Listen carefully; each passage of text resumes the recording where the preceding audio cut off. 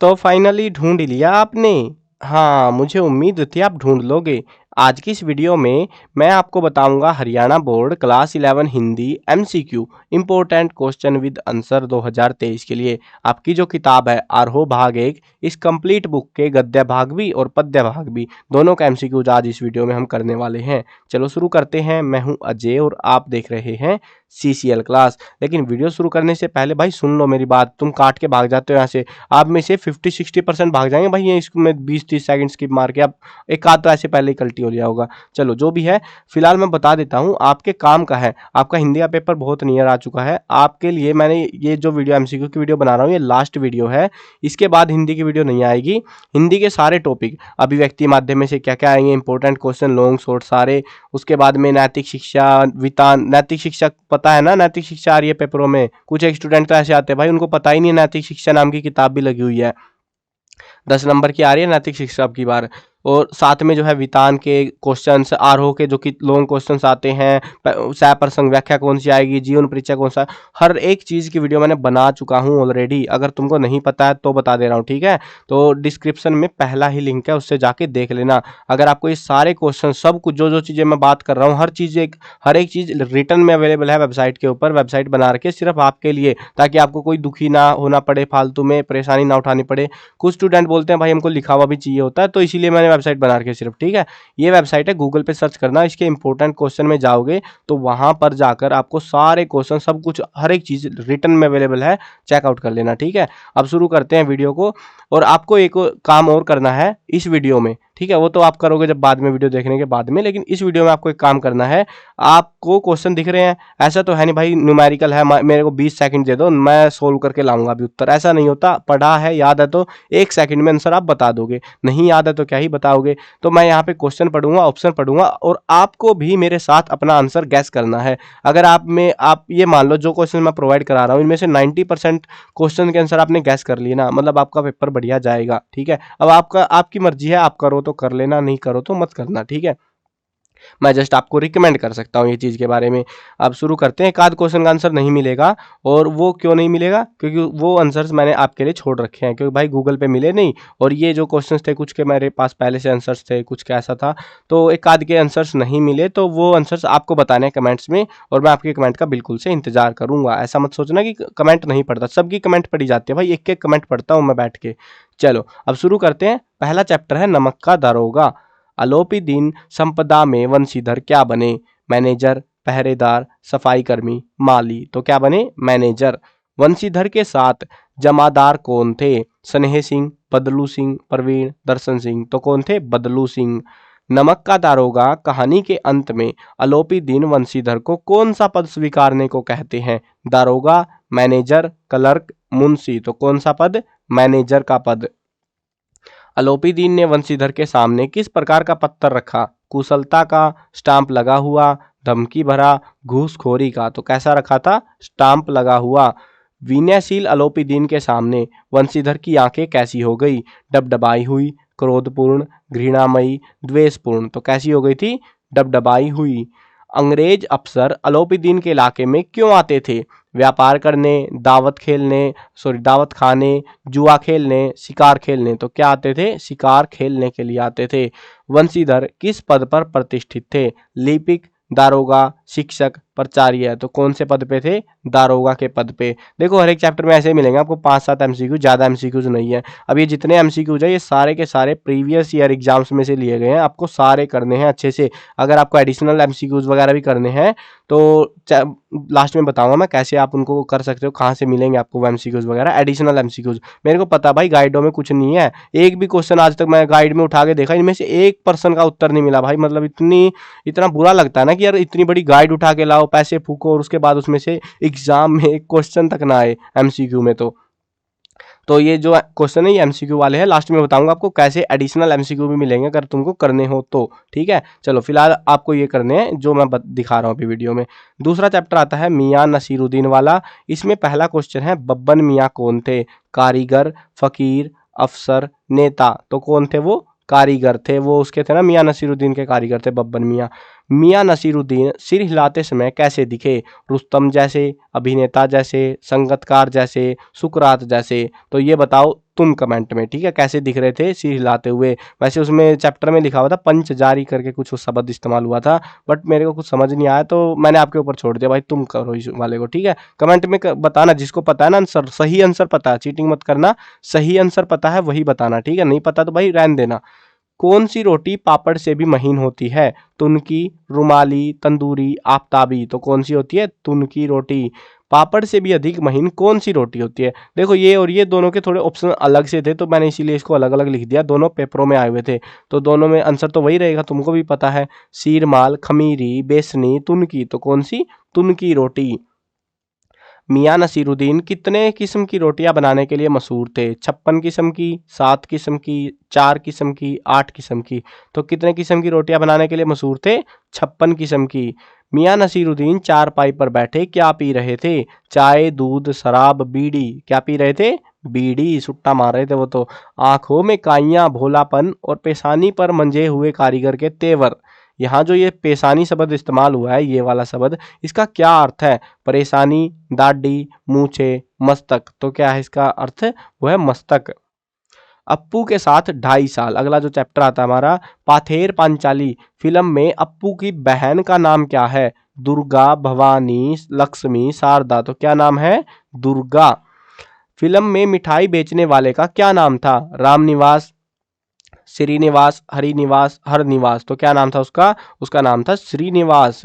पथेर पांचाली में अप्पू की भूमिका किसने निभाई थी? सुबीर बनर्जी ने, सत्यजीत रॉय ने, विलास गीते ने, टिया ने। तो किसने निभाई थी? सुबीर बनर्जी ने। काम ढूंढने वाले व्यक्ति की नजर में क्या रहती है? आजीविका, भक्ति, विलासिता और मुक्ति। तो क्या रहती है? आजीविका। ये कई बार देखने को मिला है मेरे को क्वेश्चन एग्जाम में, अलग अलग बोर्डों में भी आता है भाई, ये बहुत आता है ये क्वेश्चन। विदाई संभाषण, अगला चैप्टर आता है हमारा, अजीब सा ही चैप्टर है। तो नर सुल्तान नामक राजकुमार ने अपनी विपदा के दिन कहाँ काटे थे? सुंदरगढ़ में, नरवरगढ़ में, बहादुरगढ़ में, चित्तौड़गढ़ में। तो कहाँ काटे थे? नरवरगढ़ में। लॉर्ड कर्जन का दूसरी बार भारत में वायसराय के रूप में कार्यकाल था? 1894 से 99, 1899 से 1904, 1904 से 1905, 1909 से 1910। तो कौन सा कार्यकाल था? वो था 1904 से 1905 वाला। एक चीज बता देता हूँ एडिशनली, हो सकता है तुमसे सीधा पूछ ले कि पहली बार जो कार्यकाल था वो क्या था। तो 1899 से 1904 में पहला कार्यकाल था उनका वायसराय के तौर पे। उसके बाद ये दोबारा वायसराय जब बने 1904 से 1905 तक रहे थे लॉर्ड कर्जन। इन्होंने बंगाल का विभाजन करवा दिया, उसके बाद इनको हटा दिया गया था, ठीक है। तो 1904 से 5 तक ये रहे थे दूसरे टाइम में। विचरण समय कैसा होता है? हर्षोत्पादक, शांतिकारी, करुणात्पादक, सहज। तो कैसा होता है बिछड़ने का समय? करुणा आती है ना, दया वगैरह, वो ममता आती है, वो चीजें हैं ये। करुणोत्पादक। गलता लोहा, अगला चैप्टर, ये वाले में तो बहुत आसान से एमसीक्यूज आते हैं, वैसे सारे ही आसान लग रहे हो, एक आध लगता होगा तुमको डिफिकल्ट, बहुत प्यारे एमसीक्यू आते हैं भाई एग्जाम में, टेंशन मत लेना। धनराम कौन था? शिक्षक, सुनार, कहार और लुहार। तो कौन था वो था लुहार। धनराम को डांटने वाले अध्यापक का नाम बताइए? अवधेश सिंह, निखिल सिंह, त्रिलोक सिंह, इंदर सिंह। देखो पूरे चैप्टर के अंदर एक ही टीचर का नाम बार बार इस्तेमाल हुआ है, वो है त्रिलोक सिंह। सभी के अध्यापक का नाम अगर पूछे तो एक ही आंसर देना है, त्रिलोक सिंह। मोहन के मास्टर जी का क्या नाम था? वंशीधर, त्रिलोक सिंह, मुरलीधर, त्रिलोकचंद। तो क्या नाम था? त्रिलोक सिंह। मोहन के पिता का मुख्य कार्य क्या था? मजदूरी, पुरोहिताई, व्यापार, नौकरी। तो क्या काम थे उनके पिता, क्या काम करते थे मोहन के पिता? वंशीधर था ना उसका नाम शायद। तो वो क्या काम करते थे? वो करते थे, अरे कहाँ गया भाई, तो वो थे पुरोहिताई। मोहन के पिता उसे क्या देखना चाहते थे? लिपिक, बड़ा अफसर, लुहार, सुनार। तो क्या देखना चाहते थे? बड़ा अफसर। वंशीधर मोहन को क्या देखना चाहते थे? संत, बड़ा अफसर, प्रचारक, मजदूर। तो क्या देखना चाहते थे? बड़ा अफसर। ये और ये दोनों क्वेश्चन सेम ही है बट इनमें सेंस बदल दी थी, तो मैंने एग्जाम में जैसे पूछा था वैसे वैसे यहाँ पे लाके रख दिए, क्योंकि देखो यहाँ पे फर्क कितना है। मोहन के पिता उसे क्या देखना चाहते थे? पिता, और ये वंशीधर भी तो वही है, पिता ही तो है, पिता का नाम लिख दिया पिता की जगह पे। तो ये आपको कंफ्यूज करने के लिए ऐसी चीजें कर सकते हैं, सो थोड़ा सा ध्यान रखना। धनराम के शिक्षक का क्या नाम था? लीलाराम, धनश्याम, शोभाराम और त्रिलोक सिंह। तो क्या नाम था? सबको पता है, त्रिलोक सिंह था। मास्टर त्रिलोक सिंह तो अब गुजर गए होंगे। गलता लोहा कहानी में यह किससे पूछा गया? मोहन से, गोपाल सिंह से, शेखर जोशी से, धनराम से। तो यह बात किससे पूछी गई थी? धनराम से पूछी गई थी। एक और चीज बता देता हूँ, एडिशनल है इसी क्वेश्चन के रिलेटेड। हो सकता है इस क्वेश्चन में ये पूछे यह किससे पूछा गया, ये तो इस क्वेश्चन में है। ये पूछ सकते हैं यह बात किसने पूछी, तो किसने पूछी थी ये बात? मोहन ने पूछी थी धनराम से, ठीक है ना। तो ऐसा मतलब इसमें पूछा है, इस वाले में तो किससे पूछी, लेकिन अगर किसने पूछी तो मोहन ने पूछी थी ये बात, ठीक है। तो हो सकता है अल्टरनेट दे दे कई बार, तो बता दे रहा हूँ, एडिशनल चीज है ये। अगला चैप्टर आता है वो है हमारा स्पीति में बारिश। तो स्पीति का धरातल मुख्यतः कैसा है? सघन वन प्रधान, मेघमय, नंगा और वीरान, घनी आबादी से परिपूर्ण। तो कैसा है वो देखो मेरे को आंसर कंफर्म नहीं है, मतलब 90% कंफर्म है, बाकी कंफर्म नहीं है। नंगा और वीरान मेरे हिसाब से इसका आंसर होना चाहिए, ठीक है, क्योंकि ये ना तो यहाँ पे वन है, ये वन तो वैसे ही कट जाएगा, और घनी आबादी से परिपूर्ण यहाँ पे नहीं है, बादल वहां पे बारिश होती ही नहीं है। तो जहां तक मुझे लग रहा है यही होना चाहिए, बाकी आप कमेंट में बता देना। मोस्ट प्रोबेबिलिटी तो इसी के मेरे हिसाब से, तो ठीक है। स्पीति घाटी में किस धर्म का अधिक बोलबाला है? हिंदू धर्म, बौद्ध धर्म, जैन धर्म, सनातन धर्म। तो कौन से धर्म का है? बौद्ध धर्म का। स्पीति में वर्षा होती है, कैसी होती है? अधिक, सामान्य, कम, बिल्कुल नहीं। तो कैसी होती है? बहुत ही कम होती है। स्पीति के पहाड़ों पर क्या नहीं है? हिम, शीत, शिव का अट्टास, वीरानी। मुझे नहीं पता क्या है, तुम बताओ भाई कमेंट में, ठीक है। मैंने बोला था कुछ एक क्वेश्चन के आंसर आपको बताने हैं कमेंट्स में, क्योंकि मैं अपना टाइम वेस्ट नहीं करना चाह रहा कि आपके लिए बाकी सब्जेक्टों की वीडियो लाने की बजाय यहाँ पे इनके पाठ पढ़ता फिरूंगा मैं, है ना। तो उसमें बहुत टाइम बर्बाद हो जाएगा और आपको भी फायदा नहीं है उस चीज का। तो आप आंसर बता दोगे, एक दो क्वेश्चन है जो स्किप हो रखे हैं उनके आंसर आप बता देना, तो मेरी भी हेल्प हो जाएगी और आपको भी नए नए क्वेश्चन अलग अलग टॉपिक्स के मैक्सिमम सब्जेक्ट फिर हम कवर कर पाएंगे, ठीक है। तो इसीलिए मैं क्वेश्चंस के आंसर्स नहीं दे रहा हूँ। कुछ स्टूडेंट बोलते हैं भाई आंसर दे दो, लेकिन आंसर देने में बहुत टाइम लग जाएगा, फिर पूरे महीने एक ही किताब करवाऊंगा मैं आपसे तो ऐसे में आपको फायदा नहीं होगा ना। तो आप कम से कम अब गाइड से या कहीं से भी अरेंज तो कर पाओगे ये चीजें। 1960 में लाहौल स्पीति किस राज्य का जिला था? पंजाब का, उत्तराखंड का, जम्मू कश्मीर का, उत्तर प्रदेश का। तो किसका था वो? पंजाब का हिस्सा था। सरकारी हिसाब से स्पीति क्या है? कस्बा, गांव, जिला मुख्यालय, तहसील। तो क्या है? तहसील। सन 1901 की जनगणना में स्पीति की जनसंख्या कितनी रही है? 1901 के हिसाब से हमको बतानी है। 32-31 थी, 42-41, 62-72, 73-96। तो कितनी थी वो? 32-31 थी उस समय, मैंने बुक से ही देखा, ये तो एग्जैक्ट आंसर है। पावस शब्द का अर्थ लिखिए। पावस का क्या मतलब होता है? शीत, वर्षा, ग्रीष्म, शिशिर। तो कैसा होता है? वर्षा ऋतु। रजनी अगला चैप्टर आता है हमारा, और इसमें से ये क्वेश्चन बहुत आ रहा भाई एग्जाम्स में, मतलब कई बार आ चुका है अलग अलग पेपरों में। अलग अलग पेपरों का मतलब है कभी 17 में, 18 में, ऐसे अलग अलग ईयर्स में आया हुआ है, क्योंकि आपके पास सेट नहीं आते, एक ही पेपर आता है सब स्टूडेंट्स के लिए, ठीक है। तो इसीलिए आपको क्वेश्चन थोड़े लिमिटेड मिलते हैं 12th और 10th के कंपेरेटिवली। ईयरली एग्जाम्स की कॉपियां हम नहीं दिखाते, यह वाक्य किसने कहा? चपड़ासी ने, हेडमास्टर ने, क्लर्क ने, अध्यापक ने। तो ये बात किसने कही थी? हेडमास्टर ने कही थी। तो देखो एक मस्त सी चीज बताता हूँ तुमको, ये क्वेश्चन का आंसर है ना, क्योंकि एक तो ये बार बार रिपीट हो रहा है, अब मैं नहीं चाह रहा था इसका आंसर मैं आपको गलत चिपकाऊं। और एक ब्रेनली नाम की एक वेबसाइट है जो आपने भी नोटिस करी होगी कभी ना कभी, अगर भटकते हुए कोई सी क्वेश्चन का आंसर ढूंढते गए होगे। तो हुआ क्या एक्चुअल में, उस पर किसी एक स्टूडेंट ने आंसर दे रखा था अध्यापक ने। अब मेरे को डाउट हुआ भाई अध्यापक ऐसा क्यों बोलेगा, तो फिर मैंने चैप्टर खोला, चैप्टर पढ़ा, थोड़ा सा मतलब ढूंढा उसमें, तब पता लगा हेडमास्टर ने ही ये बात कही थी एग्जैक्टली, ठीक है। और उसने उधर गलत आंसर है, और उसमें से लगभग भाई 14,000 बच्चों ने ये सेम क्वेश्चन का आंसर अध्यापक चिपका दिया होगा एग्जाम में जाके, फिर बैंड बज गई बेफालतू के नंबरों की। चलो कोई ना, आप हेडमास्टर का लेना, अच्छे से याद रखना इसका। रजनी ने शिक्षा संसार की किस बुराई का विरोध किया? ट्यूशन, दहेज, बाल विवाह, भ्रूण हत्या। तो किसका किया था? ट्यूशन का। मास्टर बोल रहा था ना कि ट्यूशन लगा ले अमित, नहीं तो तू फेल कर देंगे, तेरे को पर नंबर नहीं आएंगे बढ़िया। और उसी के बाद उसी से रिलेटेड एक और क्वेश्चन है, रजनी पटकथा में अमित ने गणित में कितने अंक प्राप्त किए? 62, 72, 82, 92। कितने मिले थे? 72। और क्यों मिले थे? क्योंकि उसने ट्यूशन नहीं लगवाया था। चलो अगला पार्ट देखो, जामुन का पेड़। जामुन का पेड़ है, बहुत प्यारी कहानी भाई, मतलब इस बुक में, कंप्लीट बुक में सबसे प्यारा चैप्टर मुझे तो यही लगा बस एक।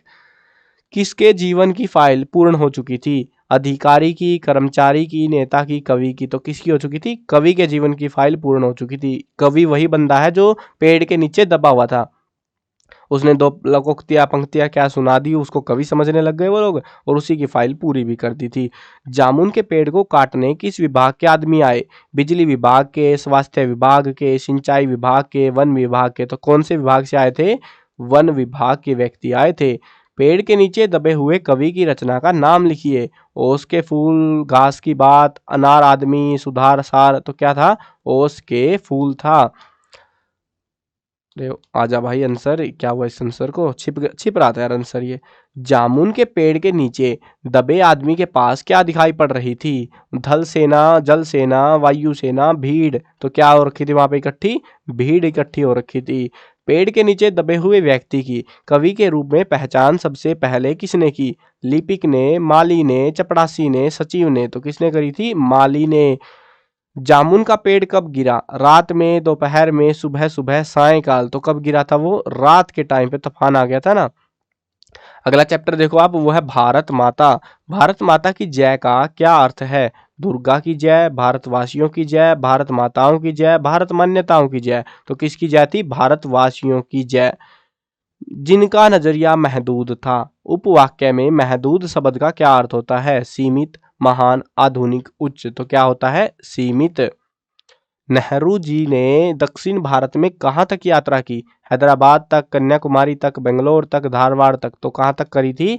वो करी थी उन्होंने कन्याकुमारी तक। अरे आंसर आ जा भाई, कभी कभी उल्टे सीधे बटन दबा देता हूं मैं भी टैब में।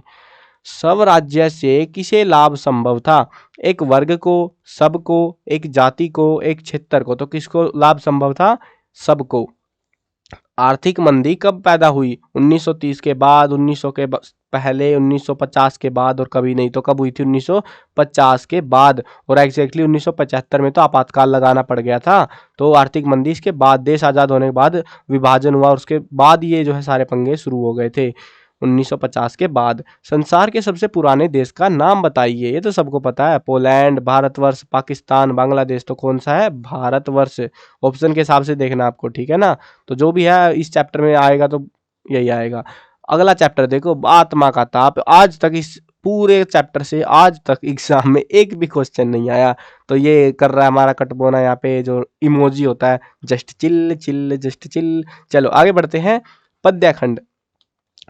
पद्यखंड में अब हमारे पास आ चुका है कबीरदास वाला। दो पोर्शन है इसमें। हम तो एक एक करी जाना, संतो देखत जग बोराना। तो ये दो जो है पोर्शन है, इसमें देखते हैं कैसे क्वेश्चन आ रहे हैं। कबीर की रचना का नाम है मतलब क्या नाम है इनमें से? हठ योग, बीजक, गंगा लहरी, कृष्ण अवतार। तो क्या है? बीजक। कबीर को जग कैसा दिखाई पड़ता था? मायामय, बोराया हुआ, सुंदर, यथार्थ। तो कैसा पड़ता था? तुम बताओ भाई कमेंट में, मुझे नहीं पता।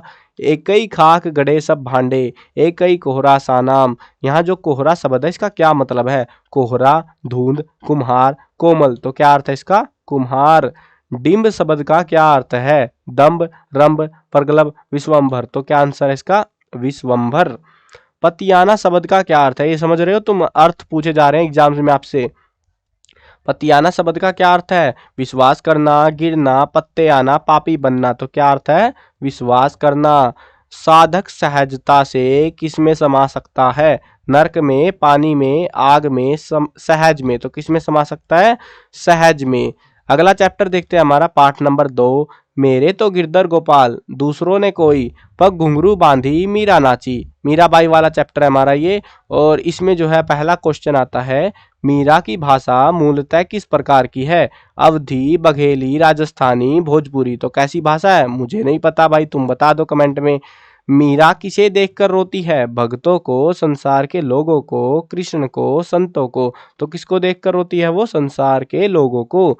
मीरा ने आंसुओं से सींच कर किसकी बेल बोई? प्रेम की, अमरता की, फूलों की, आनंद की। तो किसकी बेल बोई थी? प्रेम की बेल। कुटुंब के लोगों ने मीरा को क्या कहा? भगत, कुलनासी, सुंदरी, ज्ञानी। तो क्या कहा था उसने? कुलनासी। मीरा क्या खो चुकी थी? धन, जमीन, लोकलाज, भक्ति। क्या खो चुकी थी वो? लोकलाज या फिर समाज की इज्जत।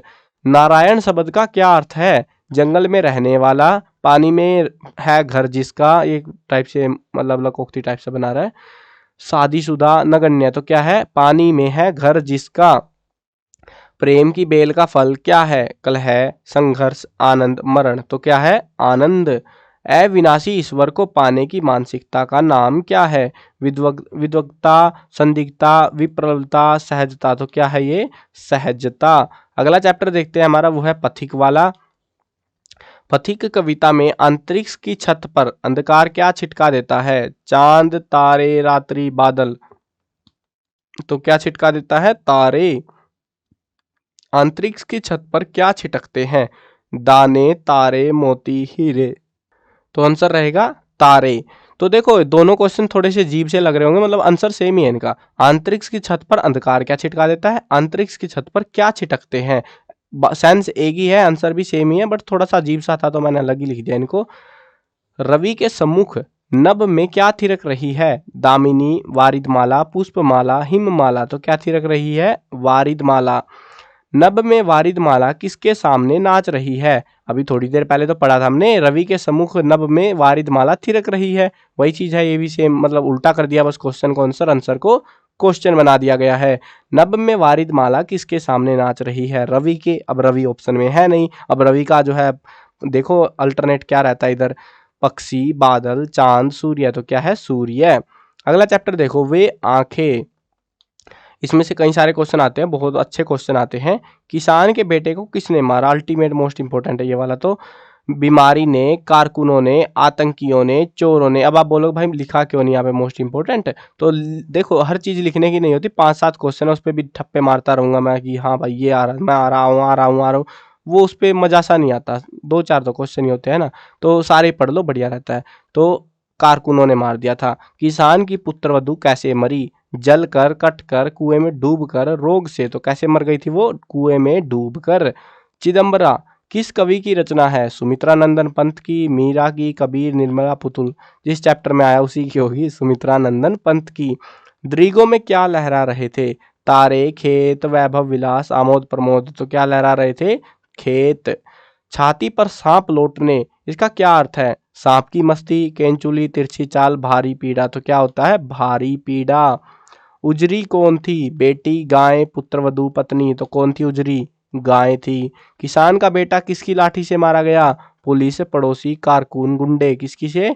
कारकुन की। किसान की आंखों में क्या भरा था? माधुर्य, आनंद, निर्वय रोदन, चातुर्य। क्या भरा हुआ था? निर्वय रोदन। किसान की कौन सी संपत्ति उजड़ गई? सुख की खेती, भव्य भवन, विशाल व्यापार, विदेशी संपदा। क्या उजड़ गई थी? सुख की खेती।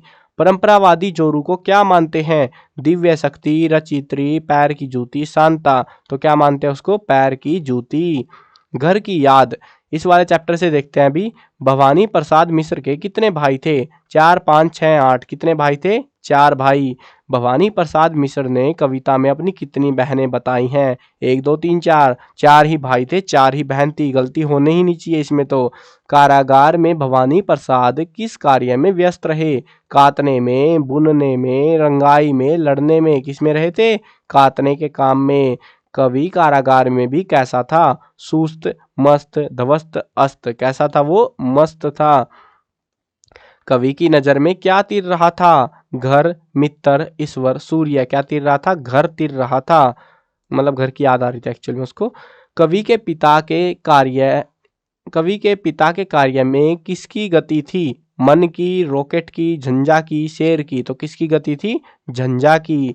कवि ने बहनों को क्या कहा है? देखो एक पंक्ति है आपकी किताब के अंदर, और ये क्वेश्चन मतलब अजीब सा है, कभी कभी पूछा जा रहा है ये, मतलब अलग अलग तरीकों से अपना के, बहुत ही प्यारा सा है। इसमें कहता है पंक्ति में कवि, भूजा भाई, प्यार बहने, ऐसा कुछ पंक्ति है वो, और आप देखना कविता में मिलेगी। तो उसमें से क्वेश्चन आ रहा है अलग अलग तरीके से, कभी भाई को पूछ लेते हैं, कभी बहन को पूछ लेते हैं। कवि ने बहनों को क्या कहा है? प्यार, दहेजागार, बाटनहार, अलग संसार। क्या कहा है? प्यार, यानी भूजा भाई, प्यार बहने, वो कह रहा है ना, वो वाली पंक्ति से ये। पिताजी को क्या व्याप्त नहीं हुआ था? संक्रामक रोग, बुढ़ापा, कठोरता, दिव्य दर्शन। क्या नहीं हुआ था? बुढ़ापा।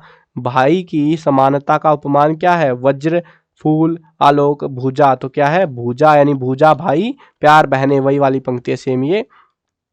श्रावण मास को कौन सा विशेषण दिया गया है? इंद्रलोक, सजीला, प्रलयलोक, गोलोक। तो क्या दिया गया श्रावण को?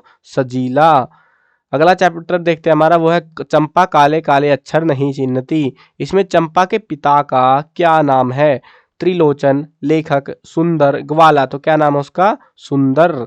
गांधी बाबा की क्या इच्छा थी? अमर होना, शहीद होना, विश्व विख्यात होना, जन जन पढ़े, तो क्या थी इच्छा? जन जन पढ़े। दो ही क्वेश्चन आए अभी तक एग्जाम में इसमें।